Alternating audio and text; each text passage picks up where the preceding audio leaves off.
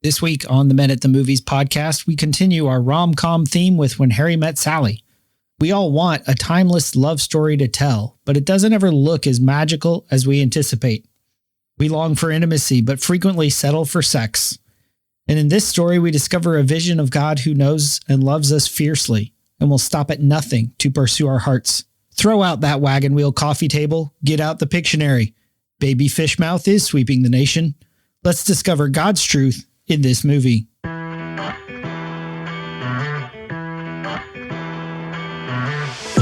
The movies and stories we love are gateways to see ourselves and God in new ways. Every great story borrows its power from a larger story, the story that's written on our hearts and woven into the fabric of our very being.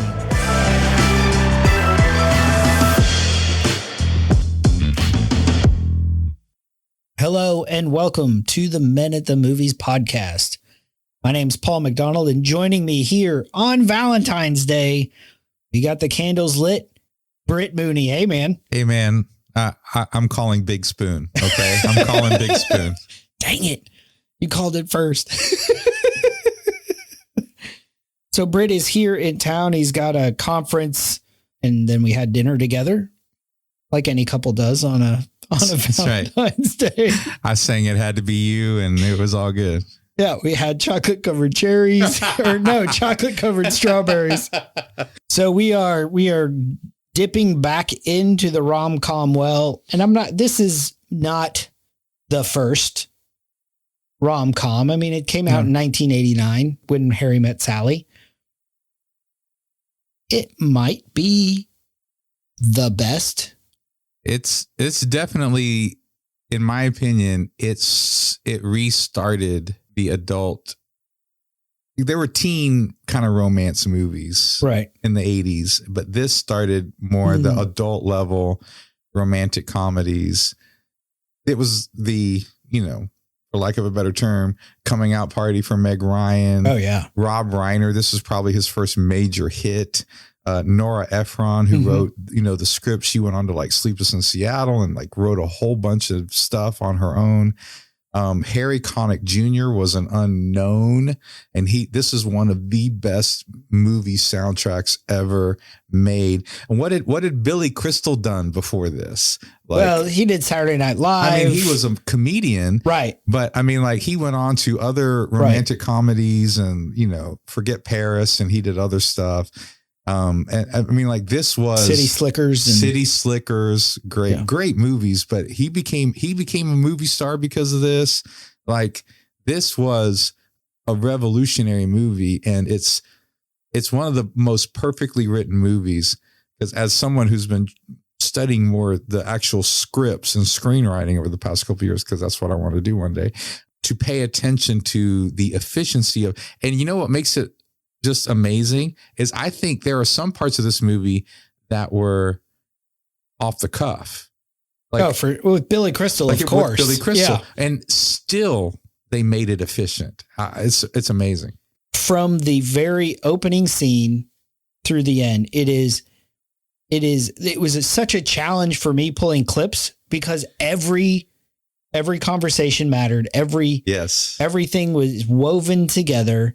It all had an impact, and it was, as Britt and I just said, this was a tightly written, tightly woven movie to fit all this in an hour and a half. The nuance, like you mentioned, the soundtrack is amazing. One, the songs are awesome, but when you match the scene with the words of the song that are going on, right. It's mind blowing. Yeah. Like, they're like, wow, that is perfect lyrics to the scene to set it up so that, like, you've got the soundtrack feeding the mood to that scene. And man, it's sort of like Princess Bride. Oh man. Not that I knew it, because I hadn't watched it as much as Princess Bride, but you were familiar, you knew the jokes, and it's a great movie. You got to watch it. And one of the themes that, you don't have to go into it a lot, but one of the themes that is consistent and fairly obvious is that they are trying to describe in a modern way, a classic love story. What is a classic, timeless love story? So they use Casablanca. They use these old standards, and then they have clips of older couples telling their timeless stories, and they're all individual and they're all unique. And Sleepless in Seattle did the same thing that Nora Ephron wrote with An Affair to Remember, right? Where they go, one of the reasons why she's a great writer is she knows whose shoulders she's standing on, right? And she's honest about it. Like, I didn't create this out of nothing. Like, I did, this. And so it's such a great movie, and it's so well executed. And again, like, it was just catching lightning in a bottle for everybody that was involved in it at the time. When they're talking about Casablanca, because the scenario, their meet cute is an 18-hour drive from Chicago to New York City. Right. But they're talking about Casablanca, and Sally says, no, she shouldn't have stayed with the guy. She shouldn't have stayed with Rick, Humphrey Bogart, who owns a bar, who's not going anywhere. She says, no, she should go off to be the princess of wherever and be, because women are practical. And Harry, Billy Crystal, he doesn't understand. He's like, in the scene as they're walking in, he's like, you'd give up the guy with whom you had the best sex ever. And we're going to talk a lot about sex, because this movie, that's one of the themes. It's one of the main themes. You're right.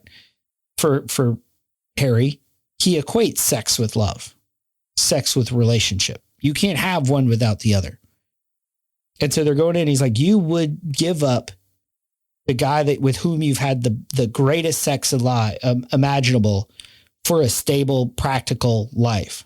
He's like, yeah, women are practical. Yeah. And his response is, you must not have had great sex then. Right. And that leads, of course, to the iconic scene for him, for Billy Crystal, for Harry, where he says, we'll never be friends because men and women can't be friends. You realize, of course, that we can never be friends. Why not? What I'm saying is, and this is not a come on in any way, shape, or form, is that men and women can't be friends because the sex part always gets in the way. That's not true. I have a number of men friends and there is no sex involved. No, you don't. Yes, I do. No, you don't. Yes, I do. You only think you do. You're saying I'm having sex with these men without my knowledge? No, what I'm saying is they all want to have sex with you. They do not. Do too. They do not. Do too. How do you know? Because no man can be friends with a woman that he finds attractive. He always wants to have sex with her. So you're saying that a man can be friends with a woman he finds unattractive? No, you pretty much want to nail him too. What if they don't want to have sex with you? Doesn't matter, because the sex thing is already out there, so the friendship is ultimately doomed, and that is the end of the story. Well, I guess we're not going to be friends then. Guess not. That's too bad. You were the only person that I knew in New York.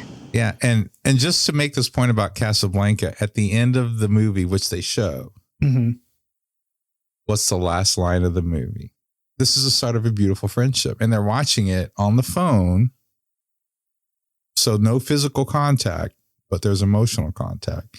So when I was in Korea, for some reason in the military, and this is no knock on people in the military, young men are about to go overseas and they find that is the perfect time to get married right before they go overseas. This happened several times with several young men that I knew in Korea who were in the Air Force specifically. This one young man was having all these issues in his marriage. Shockingly, because it was difficult for him that they had this long distance relationship, and she didn't understand why this was difficult for him. And I said, let me guess, you guys talk on the phone every night? Yes. I said, well, she's getting connection. You're not. and not that he's not getting any connection.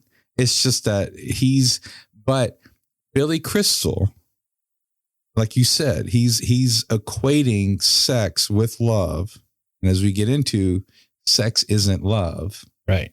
It's a number two. It's a part of a specific context, it's supposed to be enjoyable, but you're not going to enjoy it if you try to make it the main thing. Talk about that a little more. You're not going to enjoy it if you make it the main thing. God's design was not that sex was the number one goal, was not the main thing. God's design for sex was that it was an outgrowth of an emotional commitment long term. Right, because they talk about the word sex actually means to separate. That's where it comes from. I can't remember the Latin phrase, but it means to separate. So you're separating from all others. Oh, okay. And unifying, becoming one with your other. Right. I love this idea. And we touched on it a little bit last week when we talked about the importance of Valentine's Day. I heard this thing about with your kids, you know, for my kids, my sons, we did this kind of a ritual when they turned 13. As part of their 13th birthday, they were entering the transition to prepare to grow into manhood. And then when they turned 18, when my son turned 18, we did another ceremony to say, welcome to the brotherhood of men. Very similar to Valentine's Day. You can go all out Valentine's Day. Pick your day. It could be your anniversary, could be Christmas, whatever. But that day, that event becomes meaningless if that's it. Right. If that's the only thing. You know, we talked about, we do Valentine's Day every day. My wife, sometime, she got me this, like a notebook to hang in the shower. Because as you know, most of your best ideas come when you're wet and naked. Sure. So her idea was like, I'd be inspired by something, write it down so I wouldn't forget it to come write about it or talk about it on the podcast or something. But what it's turned into is writing little love notes to each other. That's nice. It is. I like that. You know, and today I was at the grocery store and I got her some chocolate covered strawberries. She doesn't like flowers because they die and she feels like it's a waste of money. But this idea that if your ultimate, your main thing, if you make sex the main thing, not that we're going off of morality, but it doesn't matter if you're married or not. If you're making sex the main thing, good, you're going to screw it up. Yes. Even if you're married. Right. But if you make pursuit of the heart, if you make, it can't be about this one event, just like it can't be about the ritual of transition for your kids or this ultimate vacation. If the rest of the year you're working and never seeing them, not showing up to their games, that vacation becomes meaningless. And it can't be about 1 hour a week on Sunday. It can't be about the one Christian conference you go to every year that you feel really awesome at because they play all the right music and Tony Evans speaks or somebody, you know, Jeff Foxworthy tells jokes and now I feel really close to God. Like you're putting the expectation on the wrong thing. It's almost like it's that, not to get all weird, but sex with God. Like Absolutely. It's about, church. And then I forget about him the rest of my It's a feel-good moment. There you go. It's a feel-good moment. That sounds much less weird.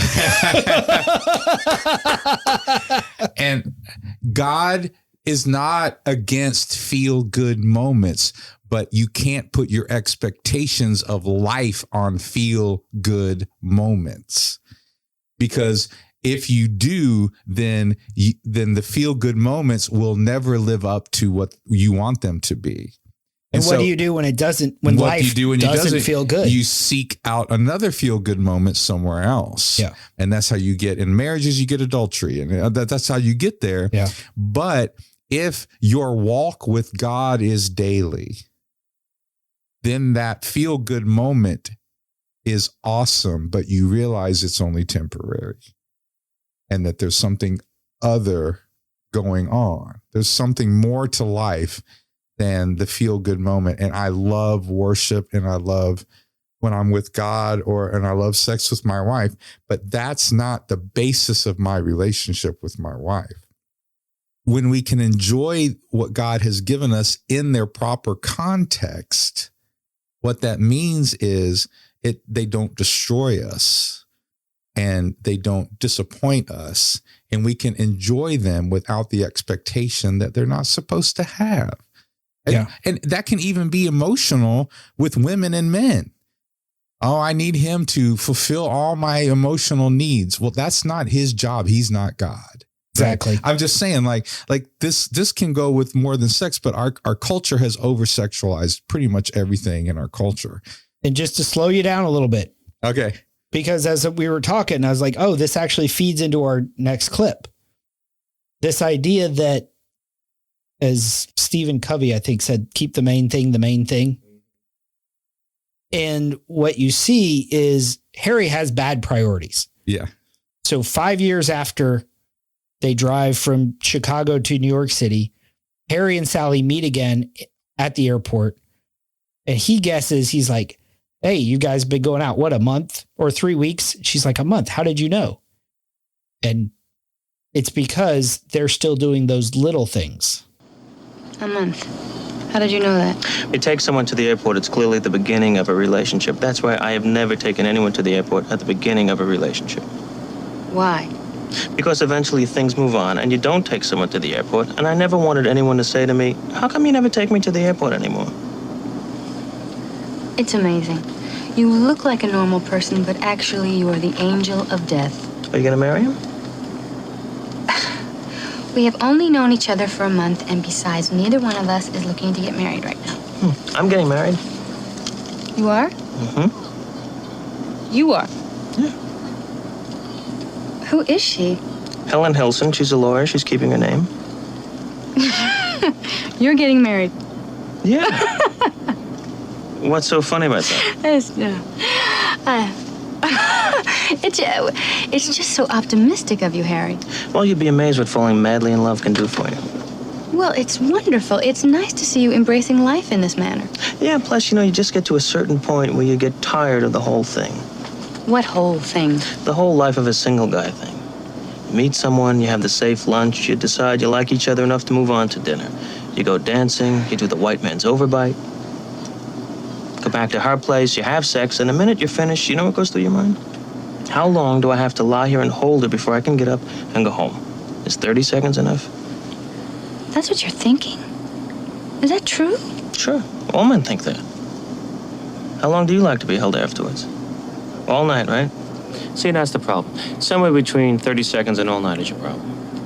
I don't have a problem. Yeah, you do. Yeah, you do. So what's important about both of those two scenes, not only are they geniusly written, to point out to everybody, if you're listening to this, you've probably seen the movie a billion times like I have. They both think they have life figured out. And she can't laugh at his jokes. And he can't appreciate her for who she is. He doesn't see her.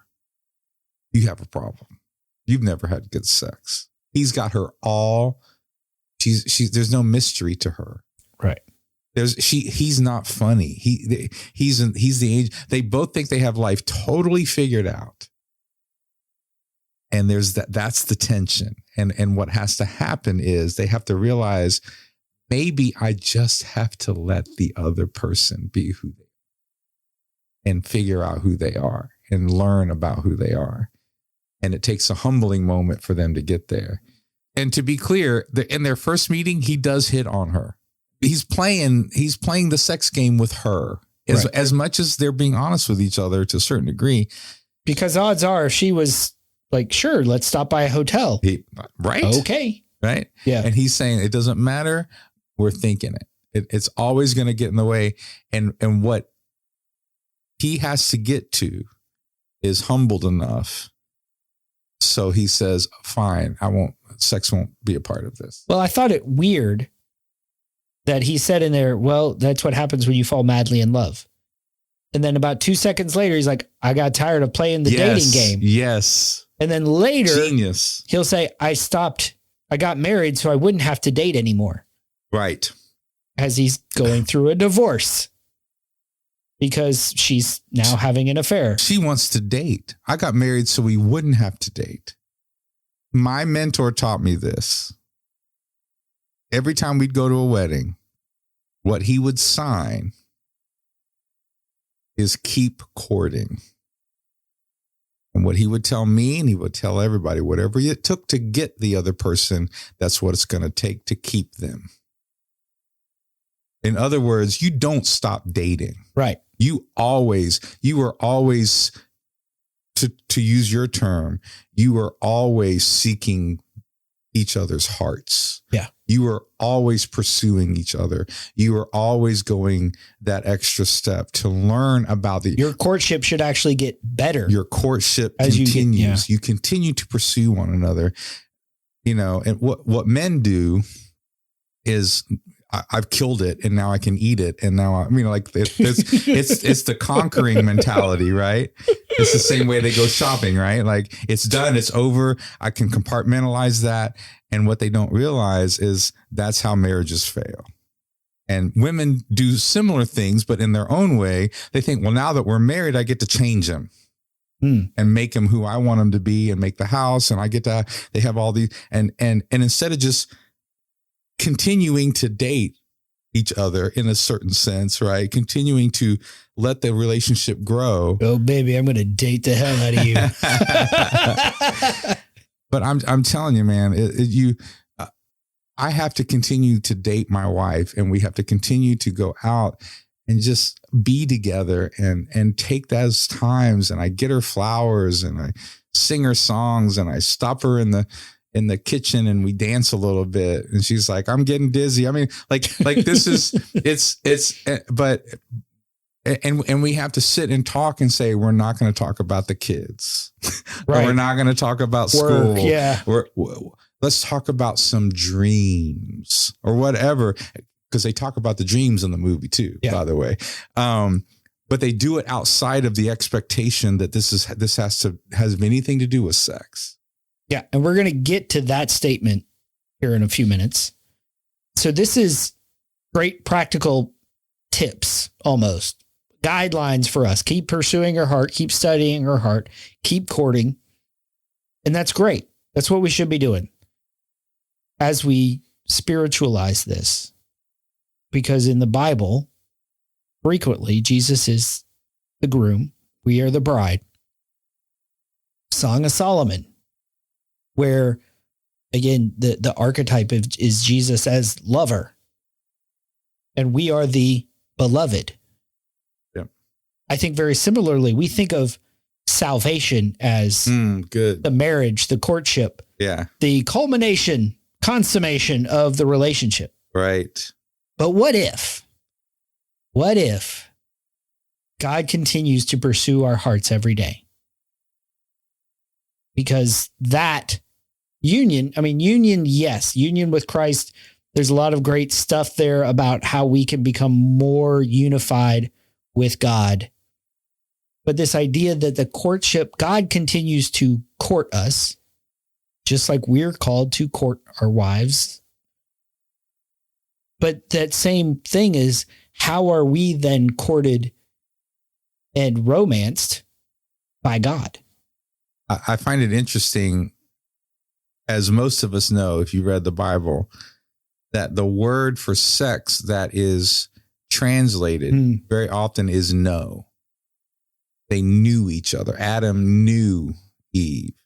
And it sounds kind of cheesy sometimes, but there's a reason why that Greek word or that Hebrew word is translated that, because it's more than sex. There is an intimacy that goes beyond the physical in that word.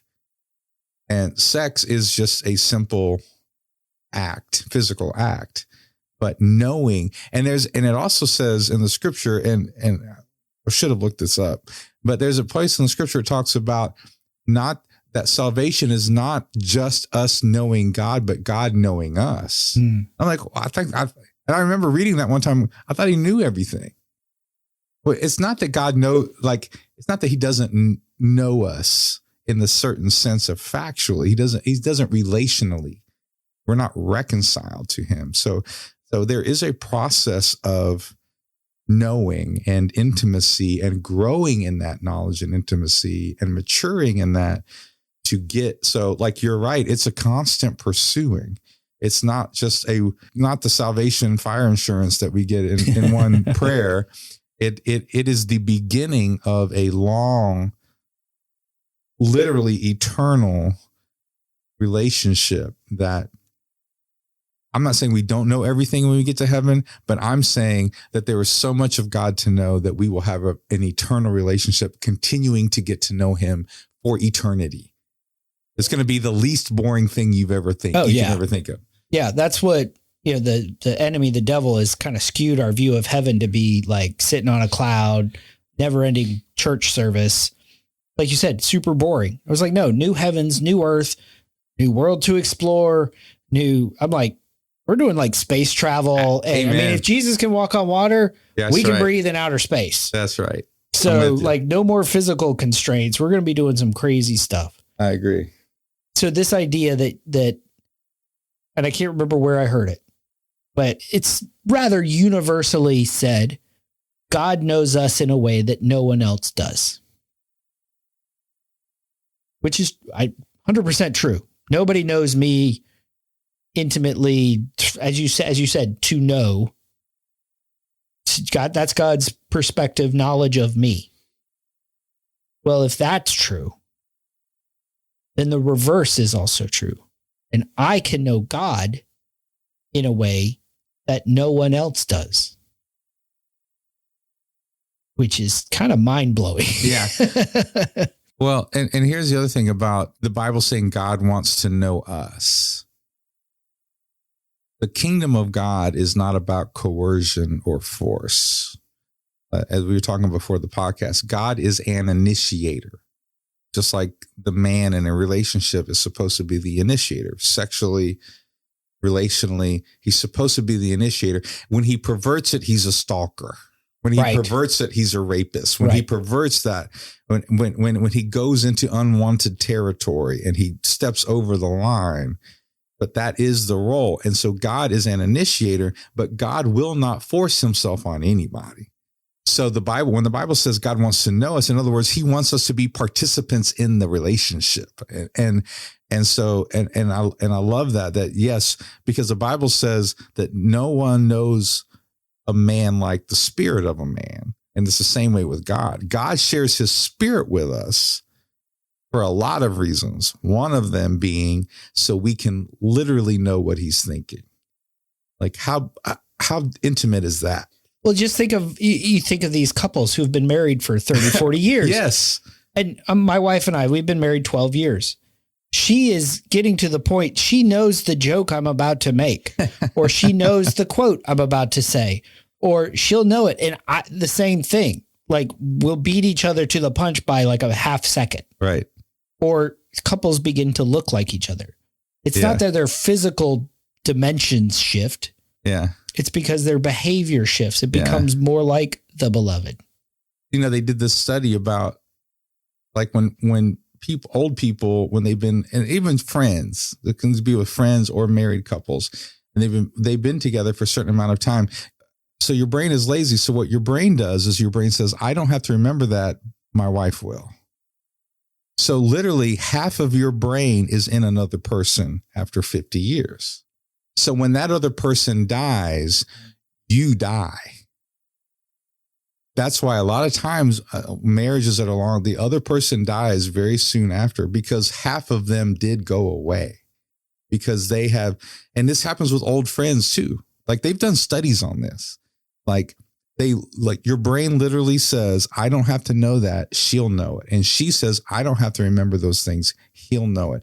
And then when they're gone, you're like, I'm lost. Well, we had dinner tonight with my father-in-law. Right. And for decades, his wife cooked. And so he now has this perception that he can't cook. He cooks great. Like he made chili for Christmas Eve. We had cookies he made. Yeah, they were great. But he has this perception because she was the cook and he's no good at it. And you spend decades with that mentality. Right. You don't just break it overnight.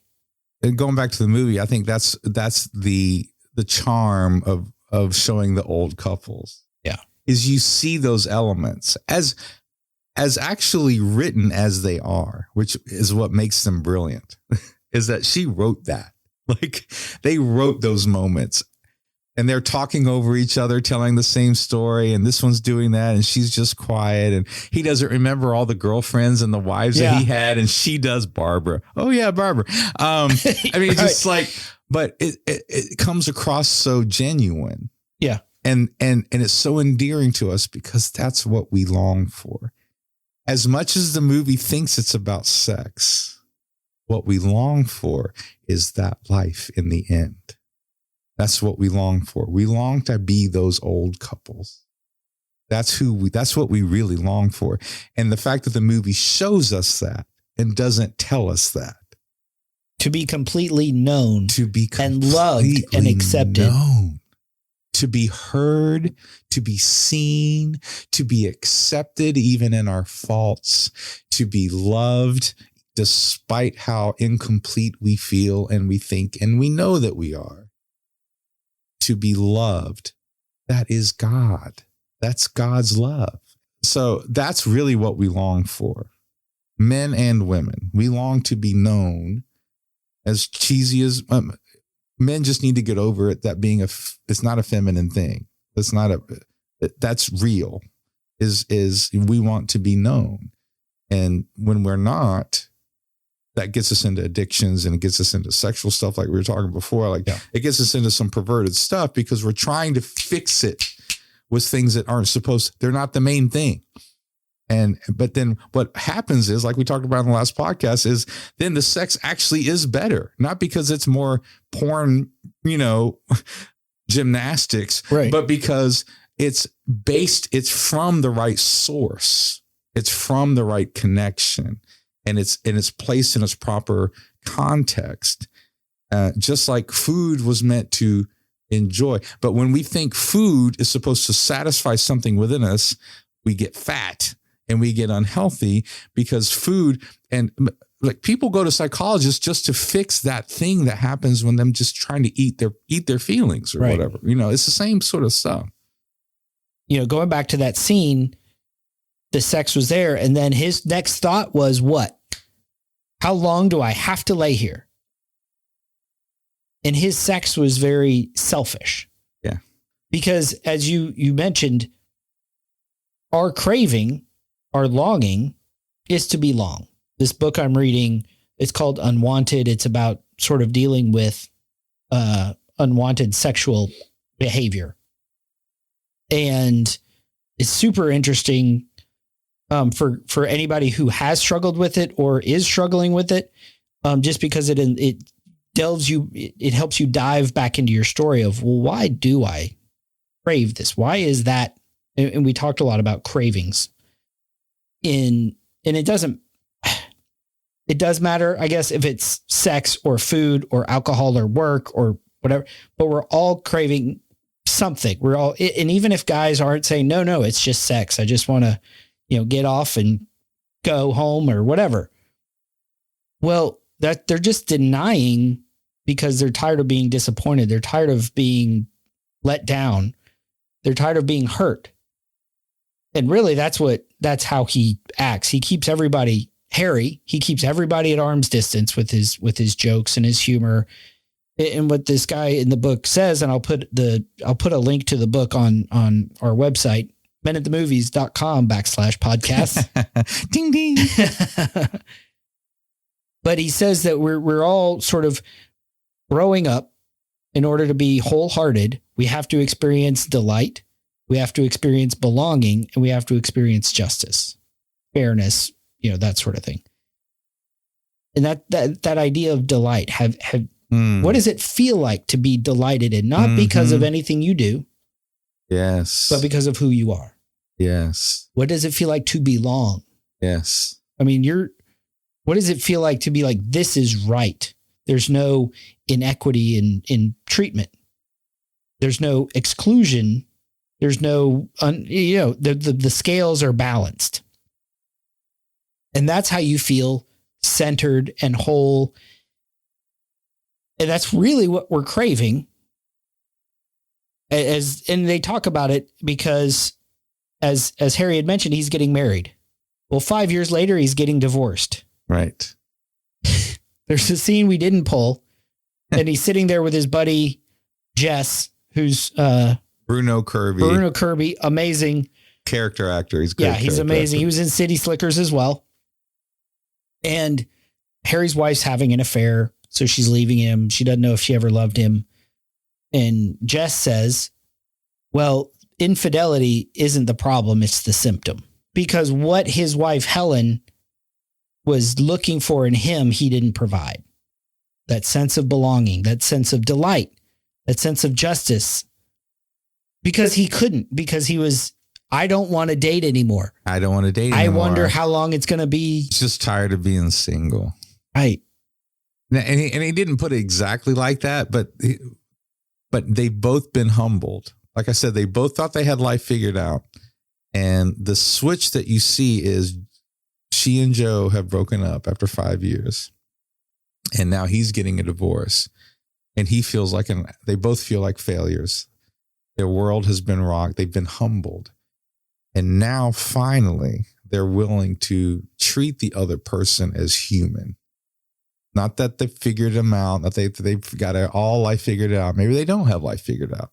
They thought they did. They thought all their expectations of Joe or Helen, they thought that all this was going to happen, and now it's not. So now they've been humbled, and now they're willing to actually start becoming friends. And he says, man, a woman friend? I've never had one of those. In other words, he never even considered his wife his friend. Right. He never, in other words, he's never had a friend. And you know, Beck and I say all the time, not that we don't have other friends, but she's my best friend and I'm her best. Like, we are best friends, but that doesn't mean I don't have other good friends and other people that I'm intimate with in the certain sense of I'm vulnerable with and all that sort of stuff. I think we need that too in a community. But so they're finally willing to become real friends. And for the first time, I never noticed it before I watched it this time, she starts laughing at his jokes after they meet the third time. After she's been humbled, she never laughed at his jokes before. And now he can make her laugh. Best friends have inside jokes, and you just have them because that's part of intimacy. It's that, again, that idea of belonging and, hey, this is something that only you and I get. And it increases that bond that you have. Right. It's just like shared experiences, and they start having shared experiences. They're watching movies. They're talking about dreams and they live through the seasons together. Yeah. And they're honest with each other, even when they're not. I mean, they're playing the dating games with other people. I had a horrible date. No, my date was worse than yours. Like, they're talking to each other as equals. Yeah. They're holding each other accountable. They're questioning and challenging the other person. And because sex isn't the number one goal, they're able to be honest. And that's my point. When you make sex the number one goal, you play games. And that's what he says when he and Jess are at the batting cage. Jess doesn't get it. Right. Like, he's like, I don't understand. Why don't you just have sex with her? Why don't you date her? And they're, at the batting cage. He's like, this is great. I can say things to her. I don't have to lie because I'm not always thinking about how to get her in bed. I can be myself. And one of the themes of this movie is that in order to have the classic timeless love story we long for, we have to get to know each other first. And we also have to be honest that the sex is part of it, that there is a choice about sex. We have to be honest that there's a choice about sex. And this is one of the things I think the church has gotten wrong about. And not that we should wait until we get married. We should. But they kind of went in this weird direction. Like, you can't even talk about sex. Like, it's weird to talk about it. It's like, no, we should talk about it as it's a gift of God, as if married people, which is statistically true, married people report the most satisfaction in their sexual lives. But it's almost as if God knows what he's doing when he says, wait. Not because he doesn't think sex is fun, but because he actually does want you to delight in it. He does want you to have fun with it. And this movie is trying to make the point, as I think How to Lose a Guy in 10 Days does, that our culture gets it wrong. And he talks about it on the plane. You go out to dinner. If you like each other enough, then you do this. And you like each other enough, then you have sex. And then if you like each other enough, then it's like there's this process. And man, who wants normal, right? We all want a timeless love story of, we lived next to each other for years and never met. And we met, where we met? We met in Chicago, 9 extra floors or what. I mean, like, we want those stories that are timeless and unique to us. We want, and guess what? God is so creative. He can give a unique story to every person and every couple, but we have to be honest about the fact that sex is part of it. And I think the very famous fake orgasm scene is, as funny as it is crucial to this movie because sex is such a focus and a theme. She is being honest with him in a way that someone he's dating would never be honest with him. Right. No, a girlfriend would never say, I faked it. And he would never be able to get to talk about it with anybody else.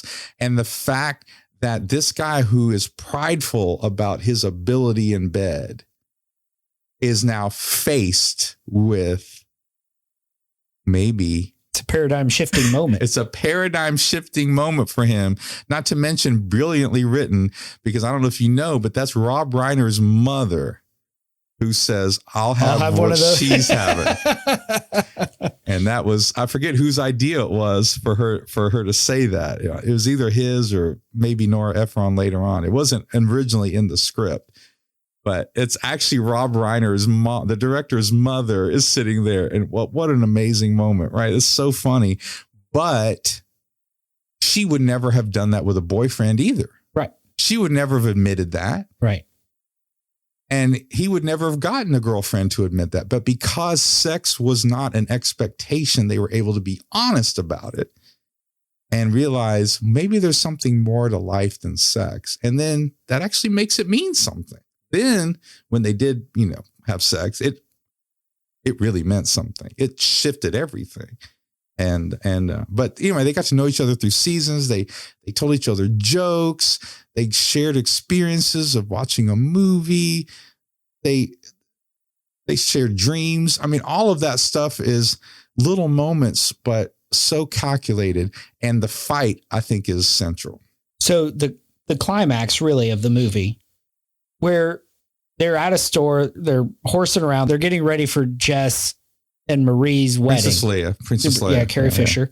And Helen, his ex, walks in. And it rocks his world because she's still with Ira, the guy.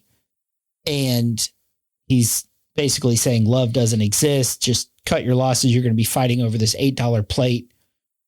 And nobody's going to want that stupid wagon wheel, Roy Rogers. Coffee table. Yeah. And then so he storms outside of their apartment.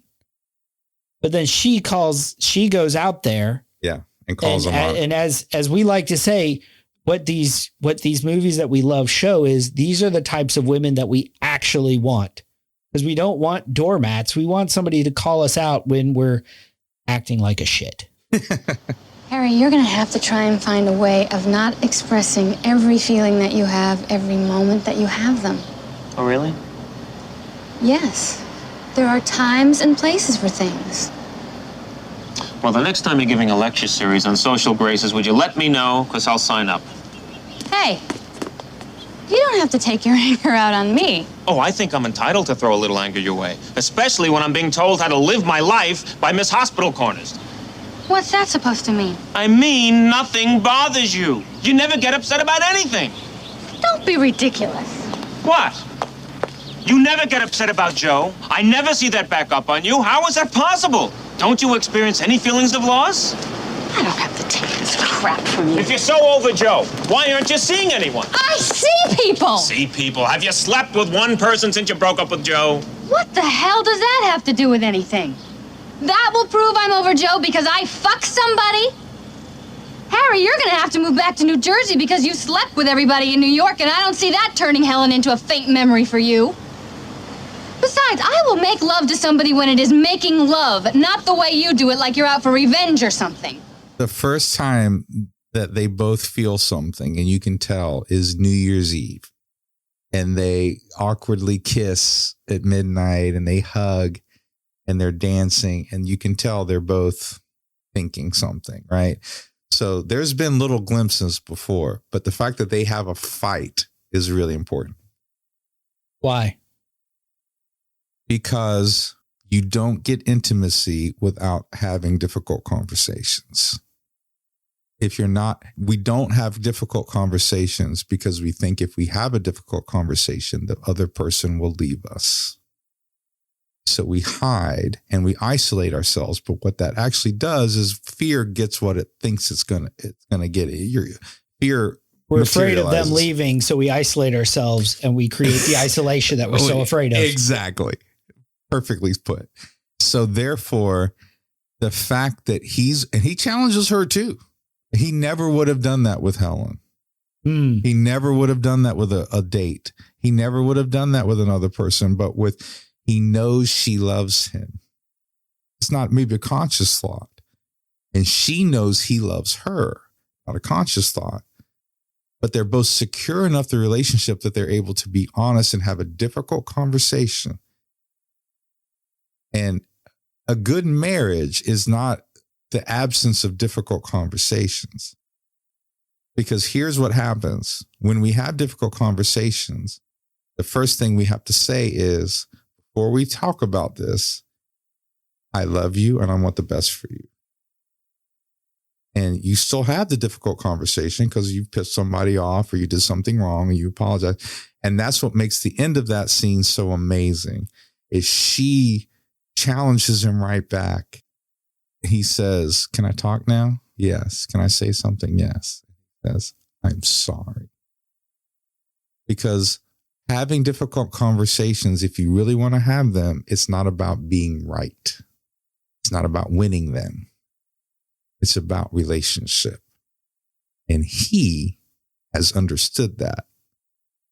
And again, this movie is so calculated. I'm telling you, like the fact that they meet and he's looking at her from personal growth. And later on, he says, why do you give me a hard time about this when they're at the batting cage?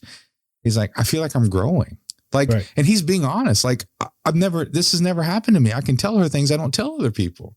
And he is growing. And so is she. She's being honest with him in a way that she was never honest with Joe. I think she loosens up. They're singing karaoke in the middle of the department store. And she's talking about there's too much pepper on my paprika. She loosens up and she still gets her dressing on the side. She still gets her dressing on the side and he's fine with it. Yeah. He doesn't give her he kind of rolls his eyes a little bit, but it's the way it is. That's who she is. That's who she is. And then they're singing. And that's such an important scene because she goes, you're right, I'm not a good singer, but she was willing to try. With him, she was willing to try because she's secure with him. And that's why the sex to her meant something was moving forward because it actually did mean something. And more than just, it was a great night together. But it was a mistake. Like they tried to play it off, but they realized like, no, something more was happening here. Your relationships will take you into uncharted territory. Right. And that's what happens in the sex scene. But what you said is he was uncomfortable. She was uncomfortable because they were in new territory. Good. Their relationship went deeper. What is the biggest complaint you hear about couples who've been together for years? We got into a rut. Well, what's a rut? There's routine, which isn't always bad. But are you still going to new places? Are you still going to uncharted territory? Not like, we went to Spain this year or where are you going personally? Is your relationship growing and developing to go back to, are you falling more in love with your partner? Or are you just becoming sort of roommates? You just go through life. You turn off your brain because you don't have to worry about it. So you spend more time on fantasy football or the stock market or crypto or whatever. But this idea of going into uncharted territory. Yeah, I like that. To explore it, explore new places where no man has gone before. And I'm not talking. We're not talking about sex. We're not talking about sex either. Okay. But maybe.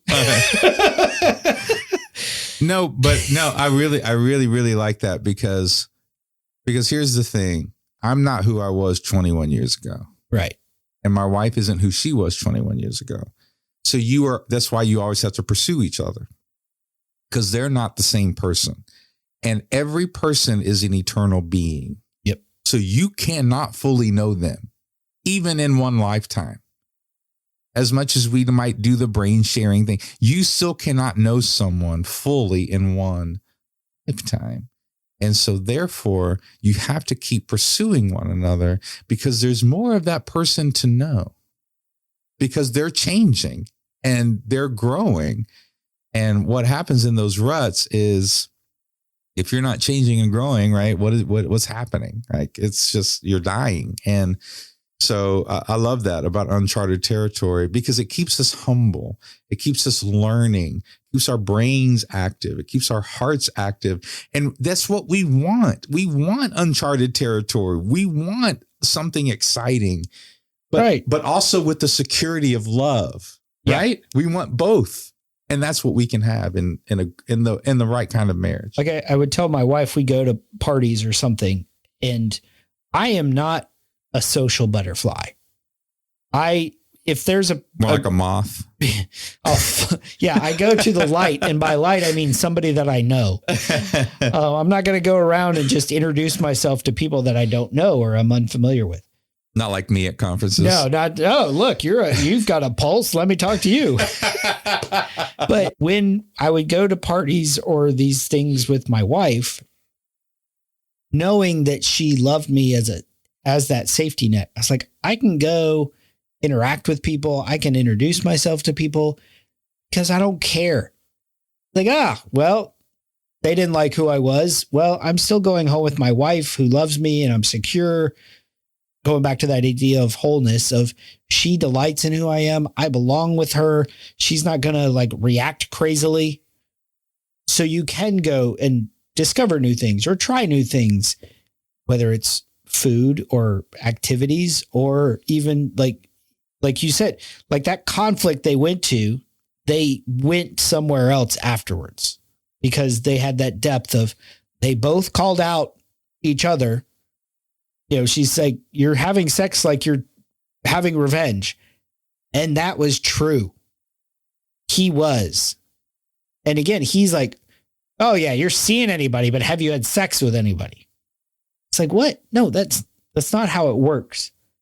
But what he said right before was true. You act like it doesn't bother you. Right. Don't you care? But shifting quickly, we see her in I think it's quick. It's quick. Yeah. It may not be the very next scene, but it's quick. So Sally calls Harry and she's teary. She's calling because Joe called her, said he's getting married. And she's like, I don't want to be with him, but I'm a wreck. I don't know how to deal with these feelings because she's normally very happy. She's bright. You know, she's got her life planned out. But this shakes her to her core. And what's really cool is she admits what she's really afraid of. He just met her. She's supposed to be his transitional person. She's not supposed to be the one.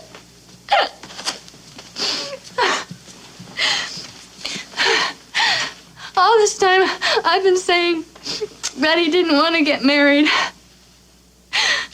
But the truth is, he didn't want to marry me. He didn't love me. If you could take him back right now, would you? No. But why didn't he want to marry me? What's the matter with me? Nothing. I'm difficult. You're challenging. I'm too structured. I'm completely closed off. But in a good way. No. I drove him away. And I'm gonna be 40. When? Someday. In 8 years. But it's there. It's just sitting there like this big dead end. I'm so glad 40 wasn't a dead end. And there you go. There's her fear. Not just that she drove Joe away, but that she'll drive everyone away. She drove him away. He did. It's just not that he didn't want a marriage. He didn't want me. Right. He's like, I'm difficult. No, you're challenging. And when she says what's wrong with me? And he says, right. Because she's not perfect. And he knows she's not perfect. But he is there. Probably better than anybody else. Who's ever known her. Yeah. But he sees the beauty in her and calls it out. No, you're just challenged. Yeah, but in a good way. In a good way. I mean, and I don't understand how they kept a straight face as she's like ugly crying 2 inches, nose to nose. But again, going back to the spiritualization of it. Like, I think one of the hardest things for us is to actually receive the love of God, to receive the title beloved, because we know the shit we've done. Right. We know the horribleness of our past. And even what we're capable of. Right. We know the thoughts we've had, even the ones we didn't act on. Not just our actions, our thoughts, the things that nobody knows about. We know what we thought about doing to somebody. And we'll say that to God of, you can't want me. And I used to say, I was like, if you love me, there has to be something wrong with you. Because that doesn't make sense. Like, right. you consider yourself that unlovable. Right. You know, I've mentioned many times on here, we're going through the Bible in a year. One of the words that pops out is steadfast love. God's love is faithful even when I'm not. And that's what you see in this scene. Like, she's ugly crying. Like, no makeup, tissues everywhere, throwing tissues around. She's snotting on his like. He's like, that's okay. I didn't like this sweater anyway. Like again, to go back to how unimportant sex was to him. It's not that it wasn't important at all. Was that he was growing to the point where he realizes, I'm going to be here for her, even if like it's not even about me getting sex. Right. It's not. I'm not coming over here to get a booty call, even though I'm not comforting her. So I'm going to get something out of it. He wasn't looking to get anything out of it other than to be there for her when she needed. And that said that he loved her. That's love. Those scenes are sort of mirror images, right? Because in one way, she's showing him that she loves him, right? And in this scene, he's showing her that he loves her. Good. And they have the sex. He's staring there. I mean, it's awesome because all these scenes that have gone through, going back to the airplane, he's sitting there. How soon can I leave? Right. But he's also got wrestling with the fact that this is his best friend. And that tension, the most uncomfortable part of this movie is like the next 5 to 10 minutes as they're trying to navigate. And that line where he says, why does it have to mean everything to you? And she tells him, why does it mean nothing? When those are both, as you like to talk about, the truth, the lies they're believing. Good. So this is what I think is important, is that the sex scared him in a way that the fight didn't. Because it meant something. And the fight meant something too, but he realized it meant something in a way. And his model, his modus operandi was, after sex, I get out. So he didn't know what to do. So they stopped talking and she realized he doesn't really value me. Right. That's what she's believing. And to a degree, she's right. He has to realize the real value of what's going on. But they stopped talking, and that meant something to him too. He was like, wait a minute. I don't want to not talk to you. Yeah. Because she was holding him accountable.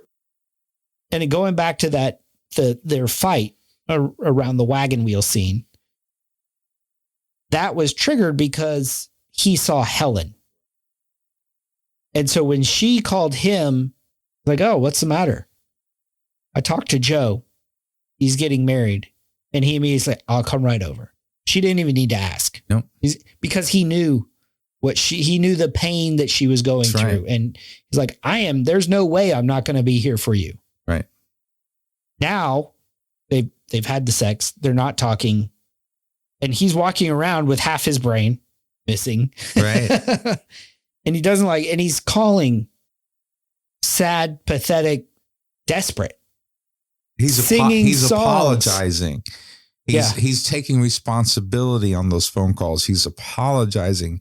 And she finally picks up and he says, we always said if next year we don't have any date, we'll be each other's date. And she says, I'm not your consolation prize. It's an amazing line. Because in that moment, she is, as you mentioned, he wants things to stay the same. And she knows they can never be the same. They're not. Something was revealed. Yes. But the line, I'm not your consolation prize. I'm not your backup. I'm not your safety net. That's the heart of the beloved. Right. It's not, I'm trash. I'll take whatever love's given to me. Good. It's, my heart is worth something. Yes. And if you want it, you better be just as devoted to me as I am to you. This is why it's tragic when we reject God's love for us, because what we're really saying is we're cheapening our heart. We know how valuable something is by how much somebody is willing to pay for it. God sent his son to die for us. Like he paid the ultimate price. The Bible says in 1 John, this is how we know what love even is, that he came and died and gave his life for us. That's the way. There's no plan B for what love is. This is how God showed what love is he died. If you're going to be with somebody who thinks you're worth $1, or you're going to be with somebody who thinks you're worth $1 million. But it scares us to be with somebody who thinks we're $1 million. It scares us. We want it, but it also scares us. You mentioned before about, well, God, why would you want me? Why would you love me? I think we're comfortable with God wanting to save us from hell, but we're not comfortable with God wanting to use us for redemptive purposes. That's where we really get hung up, I think, because we're willing to admit, and this is pride, by the way. It's when we put ourselves down, that's another level of pride, because God paid a price for you. Well, and we're criticizing the creator. We're criticizing like the creator. Moses. He's like, I don't talk so good. I don't think so. Like over and over, God's like, go back to Egypt. Tell Pharaoh to let my people go. I'm not the right guy. And finally, he's just like, ask somebody else. Ask somebody else. And at one point in that conversation, Moses says, how do I know? And God says, I'll be with you. It's not about your ability anyway. Yeah. But that doesn't mean we don't have value. We have great value to God, intrinsic value, a value that no one can take away. Our ability or inability cannot take away our actual value because it's intrinsic. It's eternal. And she expresses that value. And I love that part of the movie. I love the part that she says, you don't get to go have sex with everybody else and then come crying to me. That's not how I'm worth more than that. And you know that, and I know that. And now we're both accountable to the truth. And I love that part of the movie. And it forces him to think about what's truth, what's true, what's real love, what's true. And of course, he comes to the truth and pursues her with all of his heart. He runs, I love the fact that he runs. Yeah. He can't even get a cab. There's no shortcuts. There's no shortcuts. I like that too. So the New Year's Eve party, they show up, this whole little monologue line shaped how I looked at stuff, how I looked at relationship. But when we play this, I want you, whoever's listening, to say, take all the things, basically to not hear Harry saying this, but to hear Jesus saying it to you. It's not going to be exactly the same words, same things, the same little quirks. But the concept, the idea is there that Jesus does say that because he is the groom. We are the beloved. I'm been doing a lot of thinking. And the thing is, I love you. What? I love you. How do you expect me to respond to this? How about you love me too? How about I'm leaving? Doesn't what I said mean anything to you? I'm sorry, Harry. I know it's New Year's Eve. I know you're feeling lonely, but you just can't show up here, tell me you love me, and expect that to make everything all right. It doesn't work this way. Well, how does it work? I don't know, but not this way. How about this way?